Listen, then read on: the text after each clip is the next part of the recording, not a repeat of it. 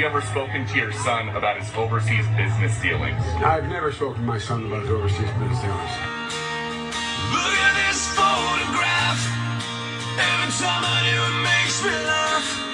Why did our eyes get so red? And what the hell is on Joey's head?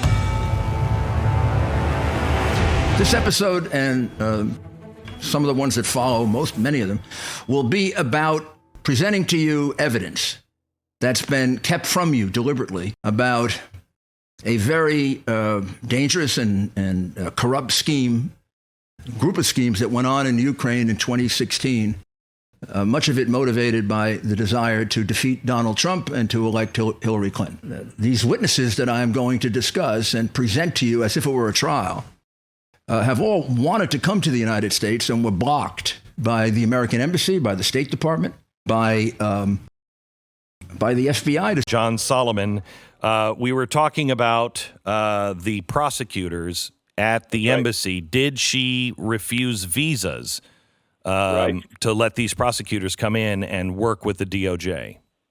So there were three waves of concerns expressed by Ukrainian authorities, including the prosecutors and other officials.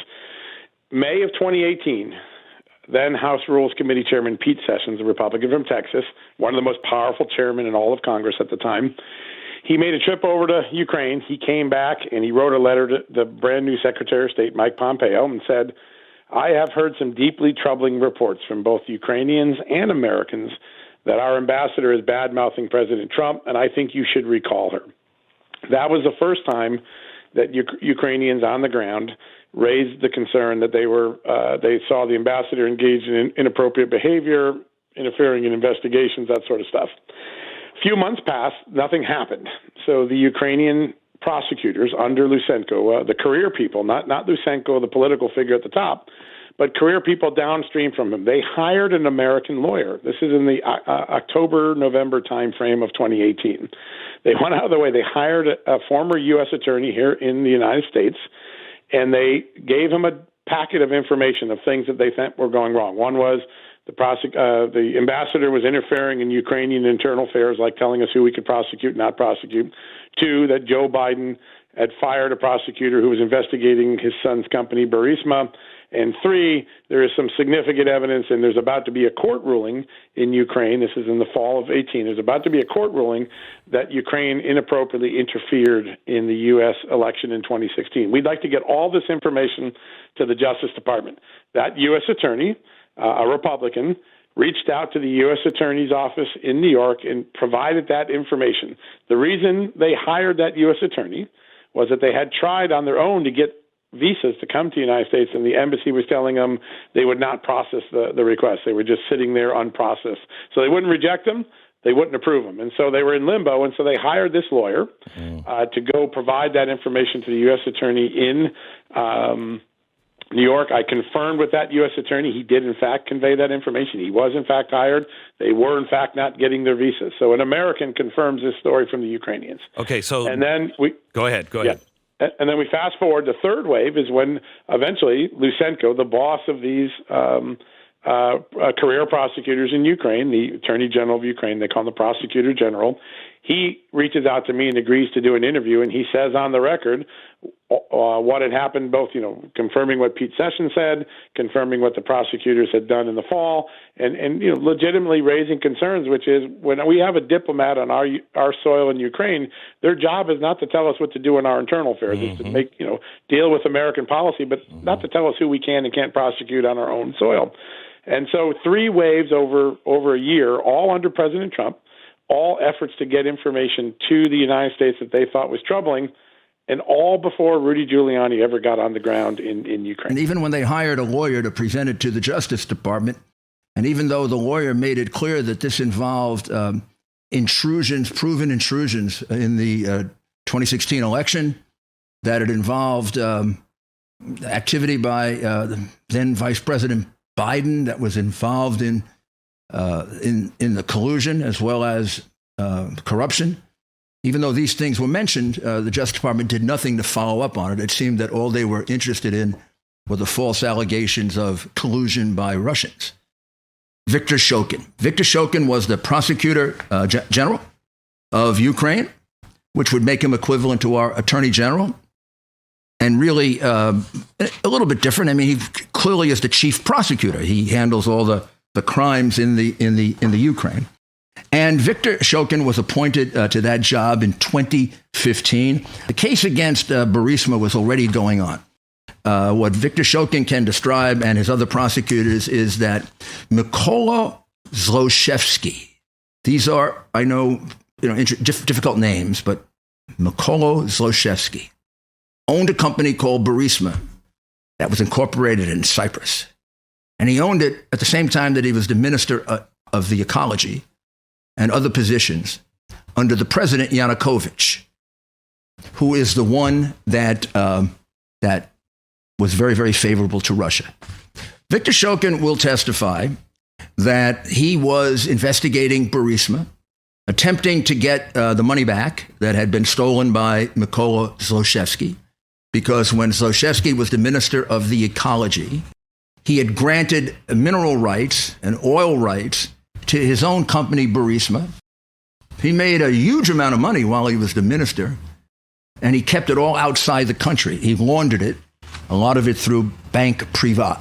So we don't know exactly how much he stole, but people think it's as much as $5 billion. All of a sudden, there was the revolution, and Yanukovych was thrown out, and his entire mafia went with him. That's what they'll call Yanukovych's mafia. And Mykola Zlochevsky was one of the more prominent members of it. They all ran away. They all had been laundering money out of the country, getting ready for this day for quite some time. So they were in good shape financially. Yanukovych went to Russia and Zlochevsky, Switzerland, I believe, or a couple of other places, but with his $5 billion. But he was very afraid that the new government, which was going to be supposedly a reform government, was going to take his business away from him. And they already began actions against him in the UK to take his money away from him. And he needed protection. He needed someone that could deal with Poroshenko, have more power than Poroshenko, and be able to, if necessary, push Poroshenko into dropping the case, of course, for a sizable bribe. He wasn't going to ask Poroshenko to do it for nothing. And then President Obama does Zlochevsky the favor of his life. He names Joe Biden the point man for Ukraine. What that means is Joe's going to be in charge of handing out the billions and billions and billions of dollars to rebuild the country. And he's going to try to make the country less corrupt, which of course turns out to be a hilarious joke because he makes it more corrupt. But we don't know that at this point. Zlochevsky hears about Joe Biden. Zlochevsky's a smart man, and he says, I got to have somebody who's more powerful than Poroshenko to protect me in case they want to come after my company and my money, and my savior is Joe Biden. So, in ways that we will show you through intermediaries, he makes a deal with Joe. This is the first bribe. The deal is, you protect my company, I get you a lot of money. We know one way clearly, and that is hiring Joe's son, who is obviously not qualified for the job, to be on the board and paying him between $5 and $8 million. There's other forms of money sent to him that we will develop over the course of this trial, which I think you'll find even, well, probably not more shocking, but just as shocking.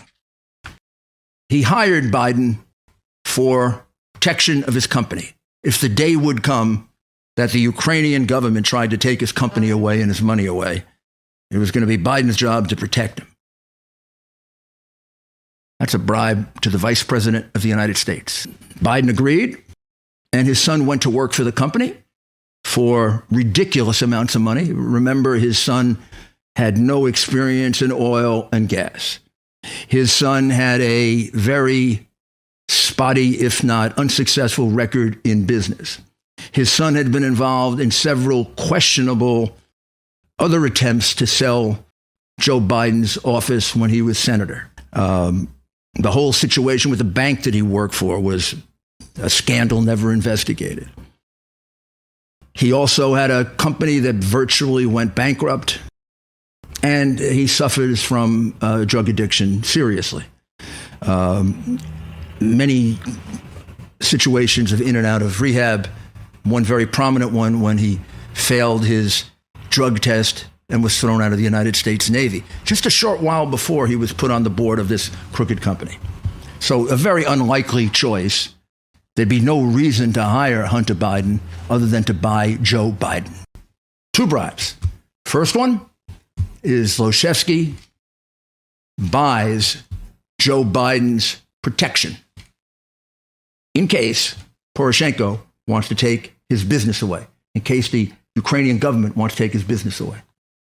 And he pays him off in part by paying somewhere between $5 and $8 million to his son's company, which had no business purpose of any kind other than as a bribe to Joe Biden. There also is indications of other money going to Biden. There's a $900,000 wire transfer. A coincidence that he got fired in February, March of 2016, because on the second day of February 2016, he arrested the Burisma company. Remember all these Biden hacks say that the case was dormant? Well, right on the record, there's an arrest of Burisma on February 2nd of 2016. Hardly a dormant case. I got the files here. These are the files. They're lying. They're lying, and the press is just accepting it. It's really, really a very serious matter, the way our press is so corrupt. February 2nd, February 3rd, the prosecutor's office, really under the direction of Konstantin Kulyuk, who was Viktor Shokin's subordinate, basically raid Burisma, closed the business down. The day has now come for Joe Biden to do his part, because now the government is coming after the company.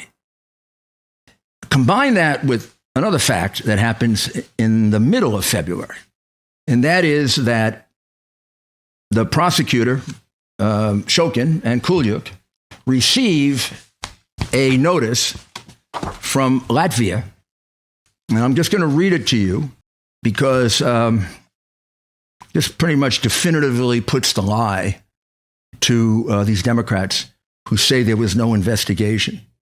This is a document from the prosecutor's office of the Republic of Latvia, and it is dated the 18th of February 2016, and it says, according to publicly available information, Burisma Holding Limited and its director, Hunter Biden, are involved in corruption affair. The following transactions made to Burisma Holding Limited account in AS Privat Bank are known to the Latvian FIU, their Financial Investigation Unit. And what they describe is a transfer of $14.7 million from Ukraine, WireLogic Technology, as a payment for loans.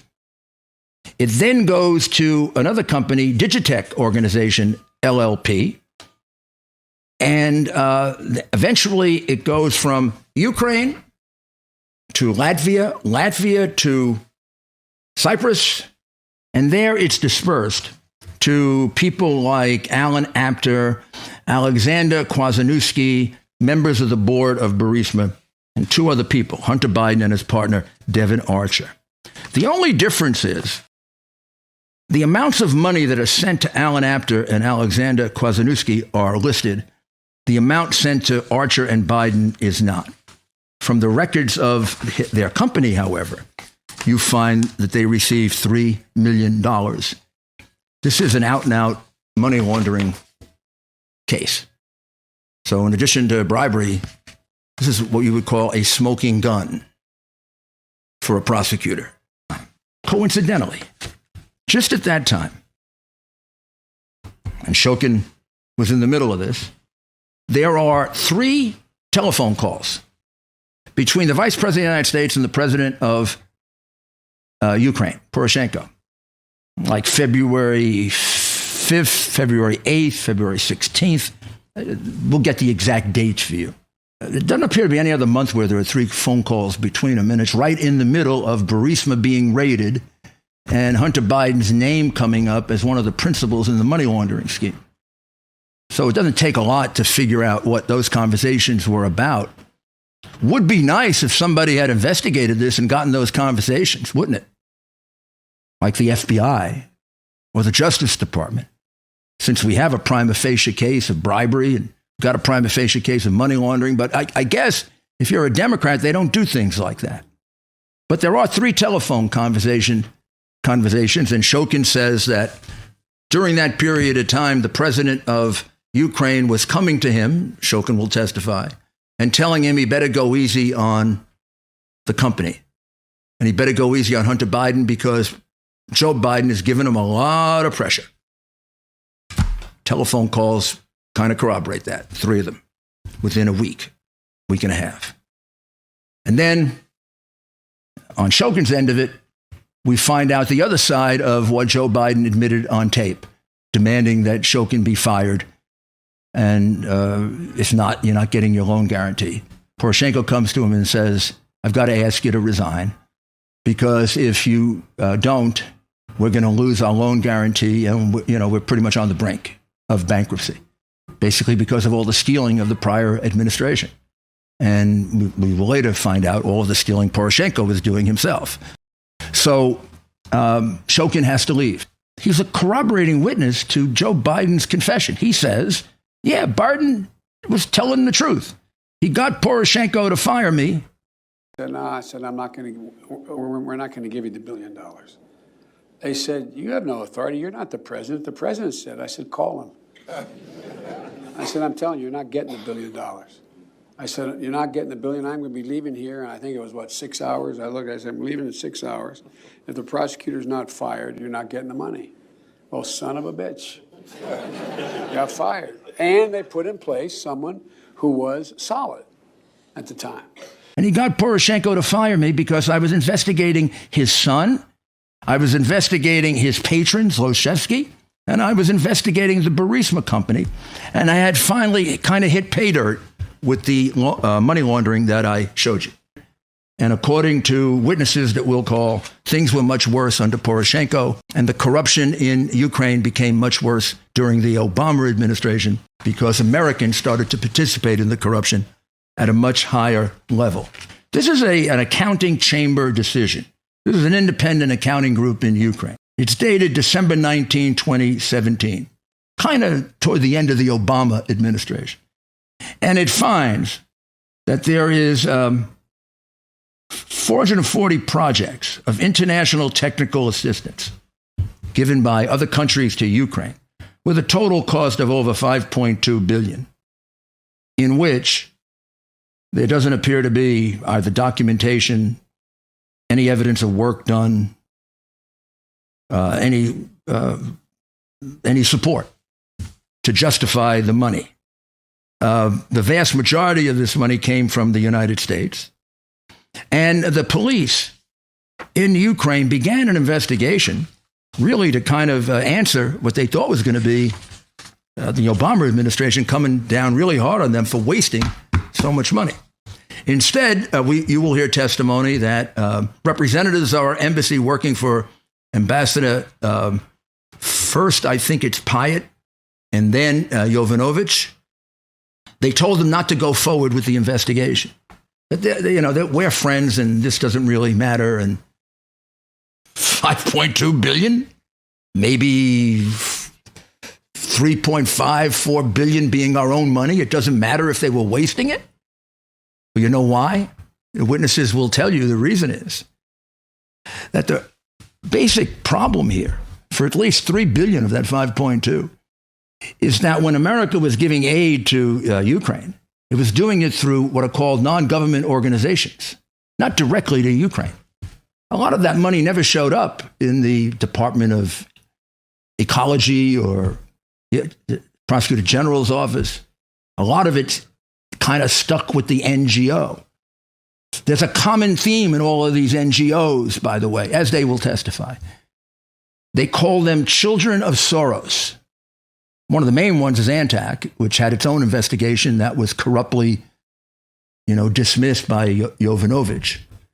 But all of them are extremely left-wing. There'll be testimony to that effect and documentary proof. And this still has never been explained. We're talking about billions of dollars in American aid that's unaccounted for, that went to Soros's NGOs like Soros's, extremely left-wing. Some of them not even in Ukraine. There's one here that involved Italy getting $4 million to straighten out corruption. It was intended for the prosecutor general's office, and it was given to a NGO in Italy. And then you wonder why, when they fire Shokin, they can get people from Italy and England and Germany and to all say that he's corrupt. They're all people from the NGOs that were being paid off. On February 2nd, he executes an arrest, Mr. Shokin does, executes an arrest with another man who's going to be testifying later, Mr. Kuliuk, and they seize the business. Well, that's a pretty draconian step, which would frighten Zlochevsky right to the core, because it means your business could be gone, and after all, this is what he's fighting to keep. Meanwhile, they're going after his money. So this is about the time you would call in the favor, the bribe. Joe, you're going to protect me. Now this guy's coming after me. The president had been trying to back Shokin off for about 4 or 5 months, as you heard Shokin testify, slowly, because Biden had been complaining since December that he was getting too close to the kid. But now all of a sudden, there's not a shot not just at the kid, but at the big man that has the billions. All of a sudden, you're going to see in this month the following. You're going to see 3 calls, February 11, February 18, February 19, between Vice President Biden and Poroshenko. Do you think with Burisma having just been arrested, and with something else happening that I'm about to show you, do you think it's possible that they were talking about the Burisma case? Because right in the middle of this February 2016, the arrest on the 2nd, the telephone calls on the 11th, the 18th, and the 19th between Biden and Poroshenko. Poroshenko getting really angry and livid at Shokin. This comes into the office. This is also February of 2016. And here's a smoking gun. This is a report from the government of Latvia that lays out stone cold money laundering transaction in which Hunter Biden and Devon Archer participated. This is money that goes from originally Ukraine. It goes to a company called WireLogic Technology AS in Belize, disguised as a loan agreement, because this turns out to be payments to board members, by the way. Then it comes out of there through Latvia, goes to a company called Digitech Organization, LLP, which is a United Kingdom company. Again, loan agreements. And then from Cyprus, it kind of goes across the ocean. So we see the amount of money that goes to Mr. Kwasniewski. It's over $1 million. We see the money to Mr. Apter, to a couple others. But if you look at this carefully, and, they'll put it up on a screen for you, you'll see that there's something strange about this. They don't show the amount of money for Devon Archer, and they don't show the amount of money for Hunter Biden. Everybody else has $1,300,000, but nothing for them. Spelled the same way in Russian. So how come they didn't fill in the money for these guys? Yeah, you know what the prosecutor's office was told? The American embassy told them not to give the amounts that went to Hunter Biden and to Devon Archer. Getting a lot of protection for the VP's son. Also, you're going to see, connected to this, as the evidence unfolds, conversations in the State Department trying to protect Burisma. conversations all around the Obama administration trying to protect this corrupt, scummy situation. Once again, February was the big month. February is the month of the arrest of Burisma, the court case on Burisma, Biden leaning on Poroshenko 3 times, Poroshenko constantly coming in to see Shokin, telling him he better stop, he better stop, he better stop. The wire transfers come in. Hunter Biden clearly involved in it. And then third, I have some positive and negative news. I will start with the positive news. Well, good. Joe, I have a second positive news for you. Yesterday, I met with the General Prosecutor Shokin. Yes. And despite of the fact that we didn't have any corruption charges, we don't have any information about he doing something wrong, I especially asked him, no, it was the day before yesterday, I especially asked him to resign. As his position as a state person, and despite of the fact that he has a support in the parliament. And as a finish of my meeting with him, he promised me to give me the statement on resignation. And 1 hour ago, he bring me the written statement of his resignation. Great. And this is my second step for keeping my promises. I agree. Biden pulls the trigger, tells him you're not getting your money. Poroshenko fires Shokin. But the president made it clear to you that the real reason he wanted you to resign was because of the pressure from the U.S. administration and Biden. Но, Because otherwise they wouldn't get the $1 billion loan guarantee. no, Mr. Yeah, literally, Biden demands that. Thereafter, you were not involved in it, but you, from the outside, found out that